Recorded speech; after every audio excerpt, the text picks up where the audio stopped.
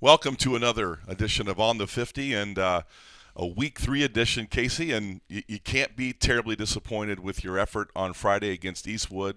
We were all there, we all saw it. You probably have lots of bland, not sharing a lot of detailed commentary, so we'll get into it. A lot of our fans are like, "You gonna be able to get something, Casey, to say something like maybe inside the locker room?" I go, "No, you're never gonna get that." He is Jim Tressel and very optimistic and very broad based. But as you look at that game broadly, what are your couple reflections? I've got some reflections we'll discuss, but what were your reflections? Well, I thought we made a great deal of improvement from Oh, week one to week two, absolutely, especially absolutely. offensively. I thought we were much more efficient, a little bit more crisp.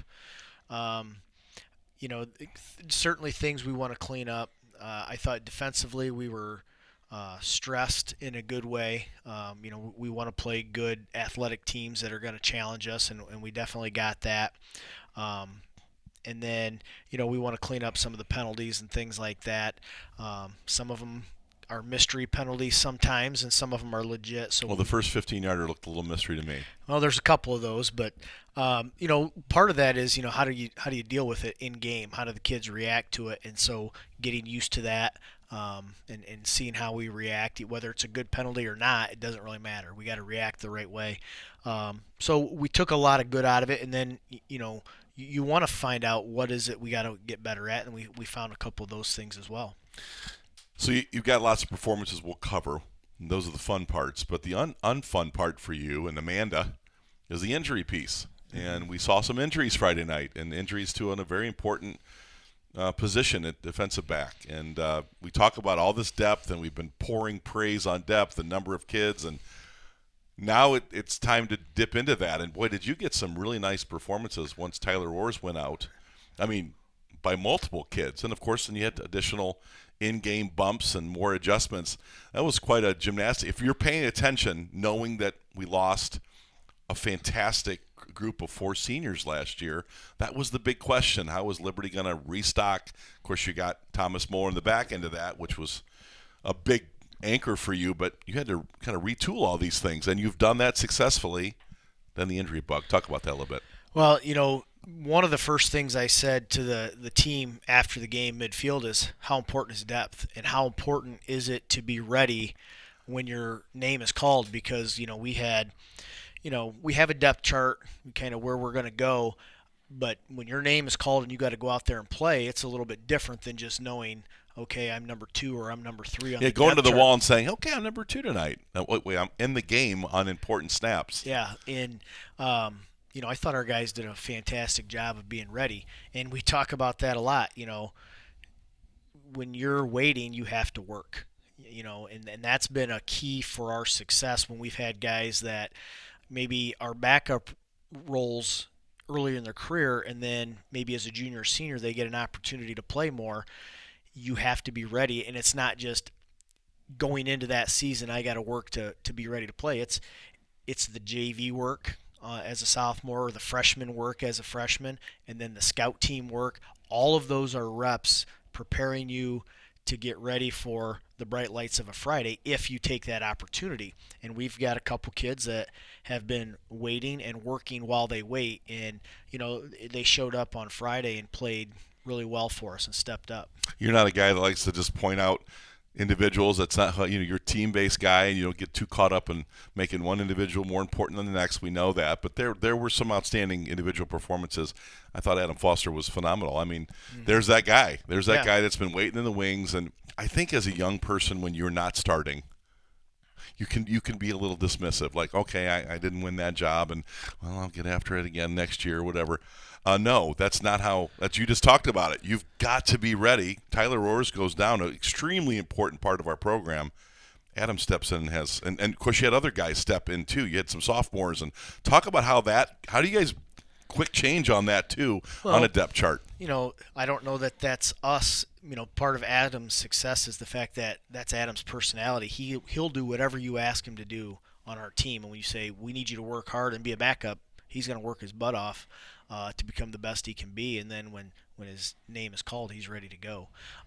Coaching staff wise, though, we talk about depth chart. We have depth chart. You know, Somebody goes down, who we putting in here? how does that affect other pieces, and where do we move guys? Um, so all of that plays into it, and the assistant coaches do a fantastic job with their position groups. They know, you know, one guy goes down, and okay, now how do we send plays in and out? Who's up next, and then special teams. And I don't think a lot of people see the special teams part of it, but we got to move guys around and get guys in there. And I felt like everybody stepped up and did a great job. It was pretty seamless, Case. It was pretty seamless. And how ironic, we get Cam Foster back from deployment. Mark says, hey, we're going to interview Cam. We're going to talk about his deployment. All of a sudden, boom, his brother gets in the game, and we're like, wait a minute, we got Cam, who we haven't seen. He's in South Africa, literally. He's in the continent of Africa. His brother has played special teams. He's played an important role. Boom, now you're in a big game, in a tight game early, and he's making plays all over the field. So kind of a cool irony for us at LC Tiger Sports. But Adam and other guys, too. Again, you don't, as a fan, you're like, oh, God, everybody was hung on Tyler Roars. We don't like knee injuries. We don't like him rolling on the ground. As a father, I've had 2 kids with him. They're bad. It's just a bad, dark place. Getting him back in that game was optimistic, and then you saw him kind of fall to the ground with no contact. Now you're even, is this even worse?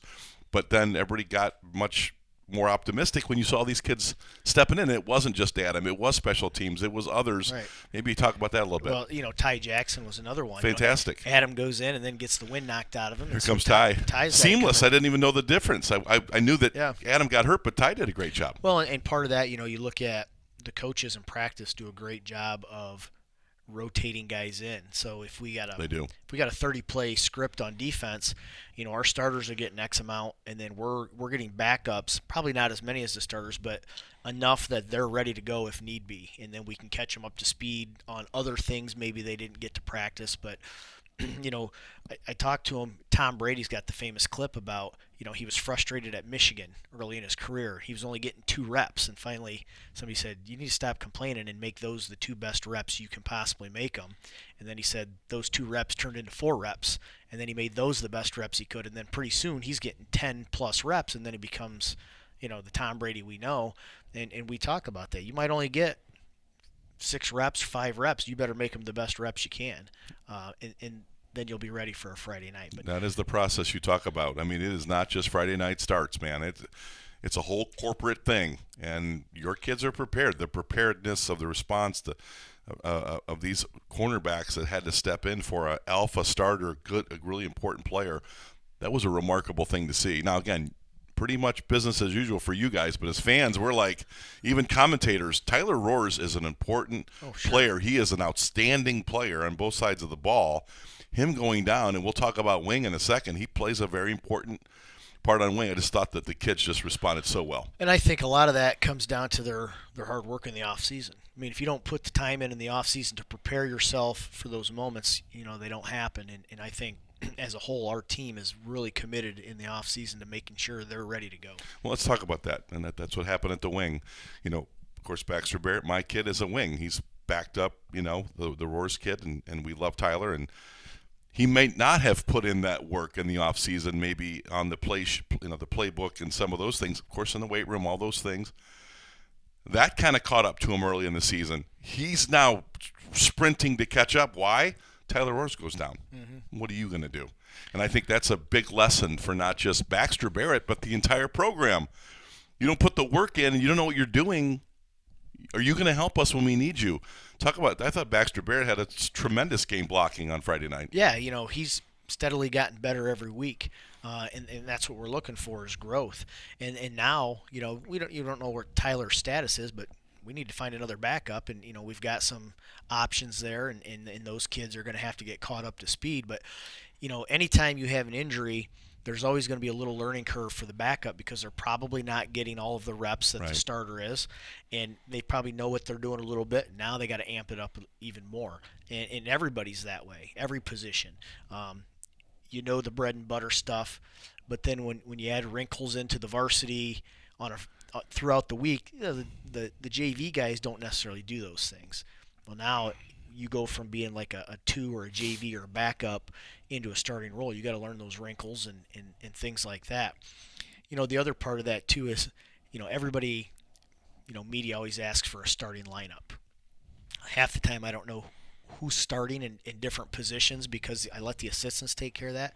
But I would say, we don't have always a starter and a backup. Sometimes it's, you're both starters. Maybe one guy starts the game, but you got guys that are both starters. I think Baxter's that way at wing and linebacker. We've got wideouts that Yeah, rotate in and you out. do. D linemen that might not be starters, but they're playing 40% of the snaps. You're a starter, in my opinion. So, some of that is people's perception, but for us, the value is you're a player, not a starter. You're a player. Your program's pretty functional, process oriented, and that's how you see it. That's not how we always see it. You got to fight to be the starter. You got to fight to be the number 2 guy. But regardless, the depth really showed up on Friday. 48-14 Liberty Center victory over a very good and athletic Eastwood team. And we've talked about the depth. We've talked about you're very pleased about the week-to-week improvement. But the offensive line, I thought, certain players really stepped in, and we controlled the line of scrimmage. I know Eastwood at times. I want to talk to you about that too. So when you run that 5 wide and you're having a lot of fun doing the 7-on-7s, sometimes you forget about defense a little bit culturally, and I think that's what Sam would say. Whoa, we weren't playing a lot of very tough defense in that contest, but you had great guard play. Of course, Spangler gives us great reps. You got 2 great tackles, offensive line, and Nick Miller. That group really stood up this week. Yeah, they played well, and they played better fundamentally. And yes, that's the big thing. And here's what else people probably don't realize is we watched 2 scrimmages in a week 1 game for Eastwood, and they're running a 4-3 defense, and they come out against us in an odd front 5-3, and it's like we practiced all week against this 4-3, and all of a sudden we get a different scheme, and our guys didn't miss a beat. And that's a credit to the coaches and the players, understanding, we got to be ready for anything. Teams are going to load the box on us. We're going to get some looks maybe we think we're going to get, and then we got to be ready for anything. And our offensive line did a great job. Well, you have a base preseason, as you install all these things, 3-man, odd, just 3 or 5, and you've got a 4-man even look, but then you guys practice those base installs so much that the minute you see something a little different than was on film, and I think this week will also provide you some challenges that you're not maybe accustomed to on a weekly basis. I like the way the Navarre kid played this week. I thought the Swagger kid played well. We're getting reps out of Fitzenreiter, that right guard spot we've been talking about. We've got Max Walker, but Max also needs some breaks. So those guys have got to fill in there. So the guards are really coming. Brad Howe, Todd Spangler, Nick Miller, really putting some work in on some of those I thought the Navarre kid played really well and got a lot of reps this week. Sure, yeah. And again, who's the starter? Well, it there doesn't you go. really matter. There's a great example of it right there. We want 4 guys that can play. It's not a starter, it's who's playing. And, Max Walker is a returning starter from last year, played a lot, but he's also playing heavy defensive snaps. Hopefully we'll be kicking here before too long, but he needs time off the field. We want to save his reps, for really big games and end of the year and things like that. And we also want to develop some depth there. And Henry Fitzenreiter's a kid that is rising star, I think. Lucas Navarre and Deegan Schwager are tough kids that are just getting better and better as they get more reps. Then you bump out the tackle, and you got Sawyer Bockelman and Gabe Clapp that are, developing, and then you got Kellen. So we've got guys that are out there. Mason Smith is another one that isn't an every down tight end, but he gets plenty of reps. And he's big reps, big important reps. Mason Smith's really showing up, and I like that transition to special teams.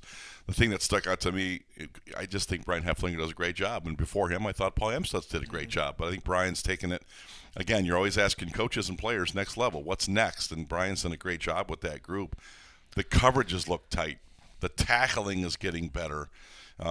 You feel like you got the right personnel in there. You feel like you can switch and insert the minute you got maybe a Baxter Barrett getting more reps.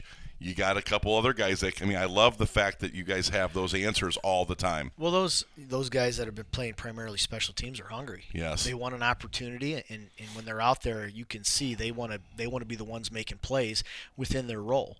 And Brian does a great job making sure we get the right guys in the right spot, and having guys ready in the backup. Those guys have to understand, and we emphasize how important that is. I got we had one maybe short kickoff and we didn't cover as well, and we gave them the ball at the 40-yard Yeah. line, and they were in four down territory right away, and that led to, I think, their first score. And I'm on the sideline pulling my hair out because Wait. doggone it, that Wait. the field position was not what we wanted. You were a big field position guy, and by the way, be careful on the hair. Be careful on the hair. Well, I know. You don't want to pull too much of that out. Don't trust me, I know. But I think guys saw me getting physically upset. Like, this is not where we want to start. A little on more defense. animated. A little more animated. But that's because that's how important that is. Yeah, for sure. Love the returners too. When we talk about injuries, so Tyler Werg goes down. We've highlighted the two answers in Ty Jackson and Adam Foster, which were fabulous. Those were fabulous stories. But you've also got Isaiah Badenhop, who really is a rising star on this team. You talk about sophomores, and he's one of them. And he got banged up with a jaw thing. And I talked to his dad this weekend, and he's in good shape. But again, there's one of your answers in that deeper depth chart that you have tons of confidence in. You've got him in this return game. You've got him all over the field. So he goes out, and there's just another – so there's just guys that you have answered. When those answers start coming off the board and you have quality answers like Ty Jackson and Adam Foster, that gives you some solace, I'm sure. Yeah, and when you have an injury, but you think, we got some depth. Well, once somebody's hurt, that depth starts to deplete a little bit. Yes. So you went from, okay, we feel good, we got 3 guys that can play, and now we're down to 2 because one of those is out, or whatever the number is. So, but thank goodness Isaiah's probably going to be okay, but for that game he wasn't, and so you got to be ready. And he was a guy that is rotating in on offense, our number 2 receiver, number 3 receiver, and then our number 2-3 cornerback, and then he's out, and he's our number 1 returner on special teams and things like that. And how important is a returner? I mean, we want to put guys back there that we feel confident can catch punts and kickoffs, and that's a huge role for him.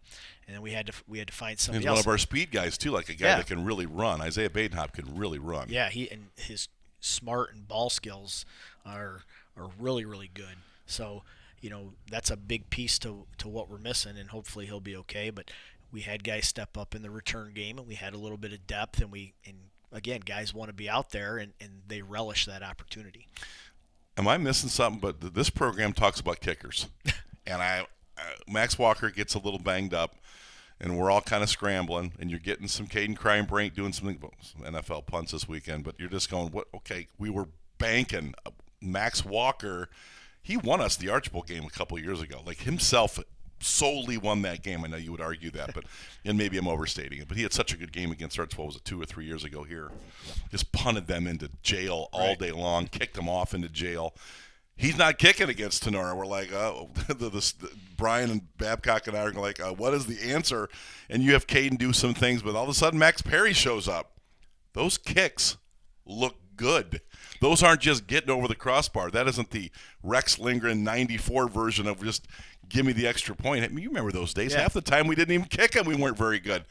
We've got some good kickers, Case. Well, those are kids that have put in a lot of work, and Coach Russell has worked with Max, and it was like, I wouldn't mind trying this, but he put the time in. Yeah. And Tom Russell's legit. I mean, Yeah. We don't talk about Tom Russell a whole lot. He just looks really good in his golf outfits down there with his deep dark tan, and he's always talking with. I can coach a little bit. He knows a few things about kicking. Yeah, he knows the fundamentals of kicking, and he's very good at seeing where guys need to work and what the flaws might be if they're they miss and why they missed and how to correct.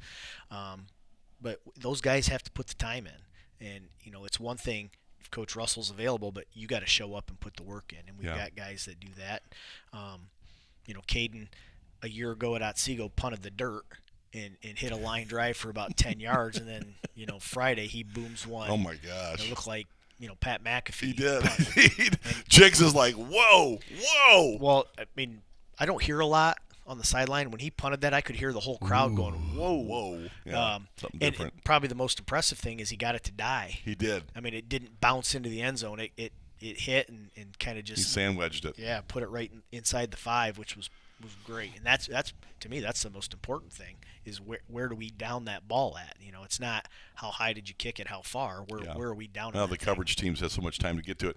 Everybody thinks of you as a defensive coordinator because you did that for so long. And then you become the head coach and the play caller, and you do that. That's what we do here. But I think you probably put much more emphasis on special teams than people know. Like, I watch you. That is a very, very important part of the game as the head coach. I mean, Brian's locked in, Riggs, Ryan Miller. There's a lot of responsibilities, but you are very connected to that group. Well, honestly, I think my first year I tried to kind of do the special teams, and I thought I can't do this. So, I delegated that to Paul Amstutz and now Brian Hefflinger, and basically just let those guys take care of it. So anything you see good in the special teams really isn't my doing. Now we emphasize it and we put time in, but you're watching. Yeah, you're not watching. just getting a glass of water looking at injuries. You're very focused. Guys on it. know what the philosophy behind it is. It's field position. We got to cover. We want to flip field, and we got to be prepared and really solid in those areas. And snapping, we got to have great snaps, and that's something as a snapper in high school, I can help out a little bit with that and identify, what we're looking for. Well, look at storylines of games. This one was injuries for me. I mean, it was a great performance. You've talked about that, but the defensive effort by Matt Bryan and staff, of course, you're overseeing that. Ryan Miller, it was a great game plan to beat what I considered a big-time threat in Eastwood. That's a team that's won a lot of games, 11-2 last year. They got a bunch of guys that can do a lot of things, and we stymied them a lot in the passing game. Yeah, we gave up a couple plays here and there. You knew you would, though. That's a really well-coached team. Schematically, it's they know how to find holes and how to find matchups and things like that. I thought up front we shut down their run game, kind of made them one-dimensional. Yep. And then, on the back end, we changed up some coverages there in the second quarter that I think helped us out a lot, while also being able to stop the run. And it took a little bit of pressure off of our corners a little bit, what we did, and helped us get some stops. But, that's a dynamic offense, and it's a dynamic team athletically. So, to hold them to 14 is a pretty big accomplishment. Yeah, Ryan Miller with the snipers, and you obviously help out with the defensive backs, and you got Chris Riggy. It just takes a big effort from all your coaches to be able to put Eastwood in jail like that. It was a really good defensive effort. Let's switch gears here. Big win, 2-0. That's not what you never talk about that. You're always looking forward. So it's like, are we 2-0? I don't remember because I'm preparing for the next team. Our focus is not 2-0. It's we're a 2-win team. Yeah. At the end of the season, if we say we're a 2-win team, are we satisfied? No, you're not. No, and so, that's what we are. Did I just get lectured to as a commentator? Like I think we're 2-0. I felt lectured to. Thanks for the lecture. We're a 2-win team. A 2-win team. Big victory. Let's kind of close out here a little bit with Otsego. You couldn't be more different. I mean, all this preparation, 4 or 5 wide motion here, great quarterbacks, mobility, athletes, the edge.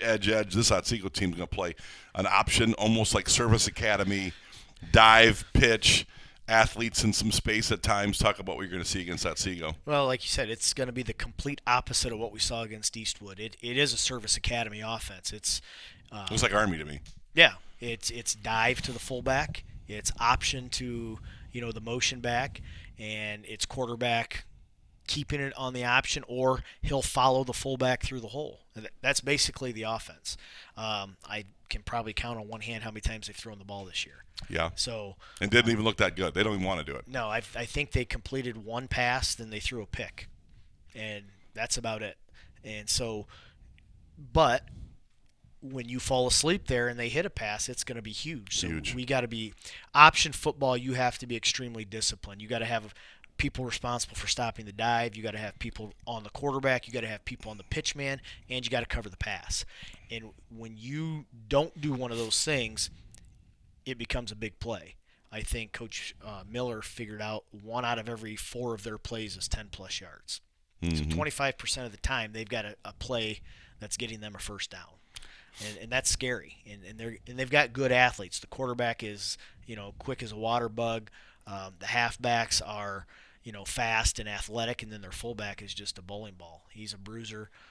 The line isn't super big, but they're athletic and they're aggressive. And that's why I think they do this offense. When you're a little bit undersized up front, it kind of equalizes things because you got to play good assignment. Their offensive line's getting out on people. They're getting to the second level. They may not be running you down, but they're in your way enough to give those creases. The other thing I thought about when I watched them play was that, that's a kind of not a new offense for them, but they're evolving. They look really good against Tenor. A lot of execution, and like you said, it shortens the game. Mm-hmm. they don't want Liberty Center scoring 800 points. Otsego has been very good against us. I mean, traditionally, a couple of years ago, we had a war over there at 9-0 after a field goal late. This is going to be a quick game. Unlike Eastwood, Right. clock always stopping with the. This is going to be two running teams trying to own possession, time of possession. Yeah, they're, I think Coach Rutherford knows what his team's strengths are. I think he wants to minimize our possessions, and they're going to try to bleed the clock and just move the chains and put points on the board when they can. And he knows what he's doing. He's coached in plenty of big games, and he's been extremely successful, and they're going to be fundamentally sound. So it's going to be a tough game for us. Well, again, they're a 2-win team as well, not 2-0. Liberty Center this Friday at home against a very game Otsego team and an offense that we don't get to see a lot. But a lot of us older guys like running the football and blocking and all those things. You're going to see that this week against Otsego. Again, Liberty, a 2-win team, Otsego, a 2-win team. This Friday night, we'll see what we got. It's a very interesting matchup. The Rutherfords kind of made football at Eastwood. Yeah. And they left.